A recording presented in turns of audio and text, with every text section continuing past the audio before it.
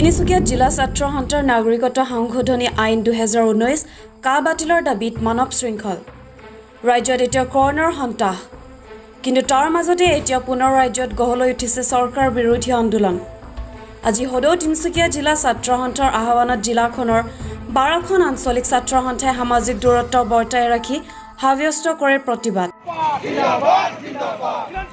মাকুম আঞ্চলিক ছাত্ৰ সন্থাই মাকুম চহৰৰ মাজমজিয়া 37 নং ৰাষ্ট্ৰীয় ঘাইপথত আৰু তিনিচুকীয়া আঞ্চলিক ছাত্ৰ সন্থাই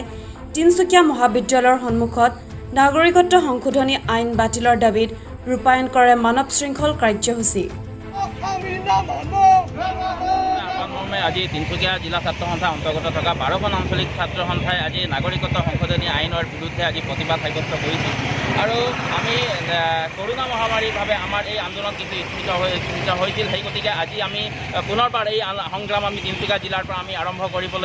কৰিছোঁ আৰু এটাই কথা কওঁ যি আইনে আমাৰ জনগাঁথনিৰ ওপৰত প্ৰভাৱ পেলাব যি আইনে আমাৰ ভাষা ধ্বংস কৰিব আমাৰ সংস্কৃতি ধ্বংস কৰিব সেই আইনে অসম বা সেই ৰাইজে কোনো পধ্যে মানি নলয় আৰু যেতিয়ালৈকে এই আইন বাতিল নহয় তেতিয়ালৈকে আমাৰ সংগ্ৰাম আমি অব্যাহত ৰাখিম আৰু লগে লগে আমি এই নাগৰিকত্ব সংশোধনী আইনৰ বিৰুদ্ধে যিসকল প্ৰতিবাদকাৰী আজিও জেলত আছে তেওঁলোকক অখিল গগৈকে ধৰি অন্যান্যসকলক আজি তেওঁলোকে এই প্ৰতিবাদস্থলীৰ পৰা আমি ক'ব বিচাৰোঁ তেওঁলোকক অতি শীঘ্ৰে ইয়াৰ পৰা মুক্তি দিব লাগে বুলি আমি দাবী জনাব বিচাৰোঁ আজি আমি সদৌ তিনিচুকীয়া জিলা ছাত্ৰ সন্থাৰ আহ্বানত মাকুম আঞ্চলিক ছাত্ৰ সন্থাই মাকুমৰ বিভিন্ন দল সংগঠনৰ সহযোগত মাকুমৰ টাউনত আমি জাতিধ্বংসী নাগৰিকত্ব সংশোধনী আইন কা বাতিলৰ দাবীত আমি পুনৰবাৰ আমি এই আন্দোলন আমি তীব্ৰ কৰিবৰ কাৰণে আমি আজিৰ পৰা আৰম্ভ কৰিছোঁ এটা কথা আমি স্পষ্টভাৱে কেন্দ্ৰীয় আৰু ৰাজ্যিক বিজেপি চৰকাৰ আমি সকীয়াই দিব বিচাৰিছোঁ অতি শীঘ্ৰে তেখেতলোকে যদি এই জাতিধ্বংসী নাগৰিকত্ব সংশোধনী আইনখন যদি তেখেতলোকে বাতিল নকৰে তেন্তে অনাগত দিনত অৰ্থাৎ 2021 চনৰ বিধানসভা ইলেকশ্যনত কিন্তু ৰাইজে তেখেতসকলক প্ৰতিৰোধ দিব সেয়ে আমি সমূহ অসমবাসী ৰাইজক এই